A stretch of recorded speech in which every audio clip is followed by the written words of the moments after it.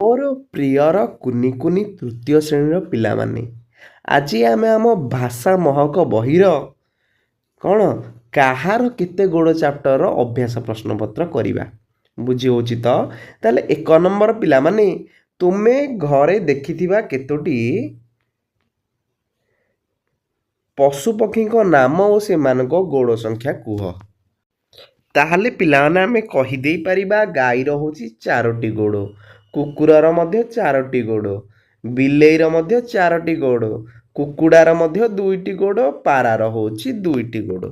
2 number ଆମକୁ ଦେଇଛି ଯଦି ପଶୁମାନଙ୍କର ଗୋଡ଼ ନଥାନ୍ତା ତେବେ କ'ଣ ସବୁ ଅସୁବିଧା ହୁଅନ୍ତା। ତାହେଲେ ପିଲାମାନେ ଯଦି ପଶୁମାନଙ୍କର ଗୋଡ଼ ନଥାନ୍ତା ତେବେ ସେମାନେ ଗୋଟିଏ ସ୍ଥାନରୁ ଅନ୍ୟ ସ୍ଥାନକୁ ଯାଇପାରନ୍ତେ ନାହିଁ, ସେମାନଙ୍କୁ ଖାଦ୍ୟ ଓ ପାଣି ଖୋଜିବାରେ ବହୁତ କଷ୍ଟ ହୁଅନ୍ତା ଏବଂ ସେମାନେ ନିଜକୁ ଅନ୍ୟ ଶିକାରୀ ପଶୁଙ୍କ ଠାରୁ ରକ୍ଷା କରିପାରନ୍ତେ ନାହିଁ। 3 ନମ୍ବର ପ୍ରଶ୍ନ ଦେଇଛି ସାପର ଗୋଡ଼ ଅଛି କି ସେ କିପରି ଚାଲେ। ପିଲାମାନେ ସାପର ଗୋଡ଼ ନାହିଁ, ସାପ ତାର ଶରୀରକୁ ମାଟିରେ ଘୋଷାରି କରି ବା ବଙ୍କା ଟଙ୍କା ହୋଇ ଚୋରାଇ ଚୋରାଇ ଚାଲେ, ଏହାକୁ ସରୀସୃପ ଗତି କୁହାଯାଏ। 4 ନମ୍ବର ପ୍ରଶ୍ନ ପିଲାମାନେ, ତୁମେ ପାଦରେ ଚପଲ ନ ପିନ୍ଧିଲେ କ'ଣ ହେବ।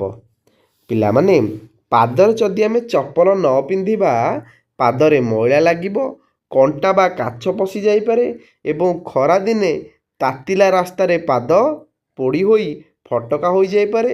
ଏହା ଛଡ଼ା ପାଦରେ ବିଭିନ୍ନ ପ୍ରକାର ରୋଗ ସଂକ୍ରମଣ ହେବାର ଭୟ ମଧ୍ୟ ଥାଏ।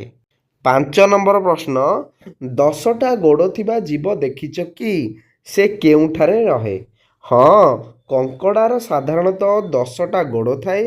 କଙ୍କଡ଼ା ପାଣିରେ ଏବଂ କୂଳରେ ଥିବା ଗାତରେ, ନଦୀ ବା ସମୁଦ୍ର କୂଳର ଗାତରେ ରହେ।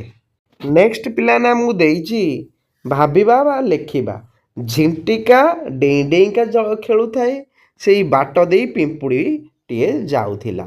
ଝିଣ୍ଟିକା ତାକୁ ଦେଖିଲା, ତାହେଲେ ଝିଣ୍ଟିକା ଆଉ ପିମ୍ପୁଡ଼ି କ'ଣ କଥାବାର୍ତ୍ତା ହୋଇଥିବେ।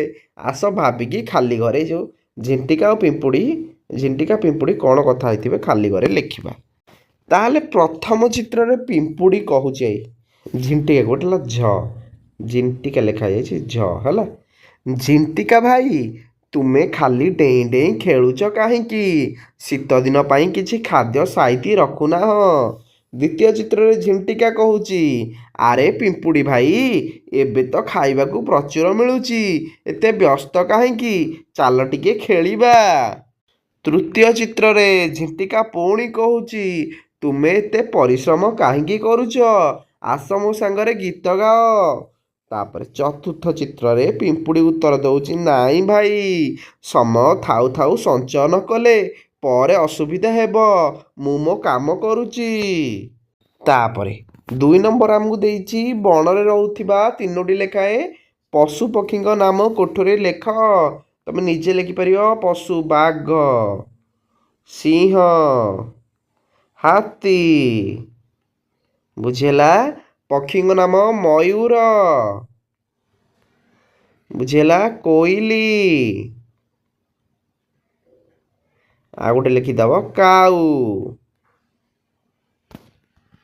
3 ନମ୍ବର ଆମକୁ ଦେଇଛି ଗୋଡ଼ ସଂଖ୍ୟା ଅନୁସାରେ এই ସାରଣୀରେ ଆମେ ପୂରଣ କରିବା କାହାର କେତେଟା ଗୋଡ଼। ତାହେଲେ ଦେଖ ପିଲାମାନେ, ଗୋଡ଼ ନଥିବା ପ୍ରାଣୀ କିଏ? ସାପ, ଜିଆ, ଜୋକ ଆଉ ହେଲା ମାଛ। ସେମିତି 2ଟି ଗୋଡ଼ କାହାର ଅଛି? ମଣିଷ, ମୟୂର, ପାରା ଆଉ ବଗ। 4ଟି ଗୋଡ଼ ଗାଈ, ଛେଳି, ବାଘ, ଭାଲୁ। ତମେ ଏଇ ଯାକେ ଜାଣିଥିବ। ତାପରେ 6ଟି ଗୋଡ଼ ତମକୁ ମନେ ରଖିବାକୁ ପଡ଼ିବ। ମଶାର 6ଟି ଗୋଡ଼, ମାଛିର 6ଟି ଗୋଡ଼, ଜନ୍ଦାର 6ଟି ଗୋଡ଼ ଏବଂ ପିମ୍ପୁଡ଼ିର ମଧ୍ୟ 6ଟି ଗୋଡ଼। ତାପରେ 8ଟି ଗୋଡ଼ କାରି? 8ଟି ଗୋଡ଼ ହେଉଛି ବୁଢ଼ିଆଣୀ, ସମୁଦ୍ର ବୁଢ଼ିଆଣୀ, ଉକୁଣି ଆଉ ଟିଙ୍କର ମଧ୍ୟ 8ଟି ଗୋଡ଼। 10ଟି ଗୋଡ଼ କାରି? ଦେଖ ମନେ ରଖିଥିବ, 10ଟି ଗୋଡ଼ ବିଛା, କଙ୍କଡ଼ା, ବିଛାର 10ରୁ ଅଧିକ ହେଲା। ଏଇଠି ଲେଖି ହଁ, କଙ୍କଡ଼ା, ଚିଙ୍ଗୁଡ଼ି, ତାପରେ କଙ୍କଡ଼ା, ବିଛା। ତଳେ ଦେଇଛି 10ଟିରୁ ଅଧିକ ଗୋଡ଼ ଥିବା ପ୍ରାଣୀ, ଏଇଠି ଲେଖିବ ବିଛା। 4 ନମ୍ବର, ଆମେ ଆମ ପାଦର ଯତ୍ନ କିପରି ନେବା। ନିୟମିତ ନଖ କାଟିବା, ଚପଲ ପିନ୍ଧିବା, ଗୋଡ଼କୁ ଭଲ ଭାବରେ ଧୋଇବା, ଗୋଡ଼ରେ ତେଲ ଲଗାଇ ମାଲିସ କରିବା। 5 ନମ୍ବରରେ ଅନୁଚ୍ଛେଦଟିକୁ ଆମେ ପଢ଼ିବା। ହାତୀଟିଏ ବଣରେ ବୁଲୁଥିଲା। ହଠାତ୍ ତାର ଗୋଡ଼ରେ କଣ୍ଟା ଫୁଟିଗଲା। ସେ ଆଉ ଚାଲିପାରିଲା ନାହିଁ। ଏତିକି ବେଳେ ମୂଷାଟିଏ ସେଠାରେ ପହଞ୍ଚିଲା। ହାତୀ ଗୋଡ଼ରୁ କଣ୍ଟାଟିକୁ କାଢ଼ିଦେଲା। ହାତୀ ଖୁସି ହୋଇ ମୂଷାକୁ ପିଠିରେ ବସାଇ ବୁଲାଇଲା। ନେକ୍ସଟ, କାହାର କେଉଁ ସ୍ୱର ଆମେ ଗାର ଟାଣିବା? ପ୍ରଥମେ ପିଲାମାନେ ଗାଈ। ଗାଈ ଆମର କ'ଣ ହେବ? ଗାଈ ହମା ହମା କରିବ। ନେକ୍ସଟ, ଛେଳି କ'ଣ କରିବ? ଛେଳି ମେ ମେ ହେବ। କୋଇଲି କୋଇଲି କୁହୁ କୁହୁ ହେବ। କାଉ କାଉ କା କା କରିବ। କୁକୁଡ଼ା କୁକୁଡ଼ୁ କୁ କରିବ। ତାପରେ ନେକ୍ସଟ, ଭାଷାର କଥାର ଆମକୁ 1 ନମ୍ବର ଦେଇଛି। ଏଇଠୁ ଶବ୍ଦ ନେଇକି ଆମେ କ'ଣ ଶବ୍ଦ ଗଢ଼ିବା ଆଉ ପଢ଼ିବା। ସେ ଗୋଟେ କରିଦେଇଛି ଆତ। ଶବ୍ଦ ଦେଖ, ଝିଣ୍ଟିକା, କଣ୍ଠ, ଦୈବୀ, କଳ, କଣ୍ଟିଆ, ଜଳ, ଝିଙ୍କ, ମଝି, ନୌକା, କାମ, କାଳ ଏବଂ ମଳ। ବୁଝିଲା? ତମେ ମଧ୍ୟ ନିଜ ଶବ୍ଦ ଗଠନ କରିକି ଆହୁରି ବାକ୍ୟ କରିପାରିବ। ତାପରେ ନେକ୍ସଟ ଦେଇଛି, 2 କୋଠରୀରୁ ମେଳ ଖାଉଥିବା ଶବ୍ଦକୁ ନେଇ ଗଠନ କର। ତାହେଲେ ପିଲାମାନେ ଦେଖ, ଜିଆ କେଉଁଠି ରୁହେ? ମାଟିରେ ରୁହେ। ଜିଆକୁ ମାଟି।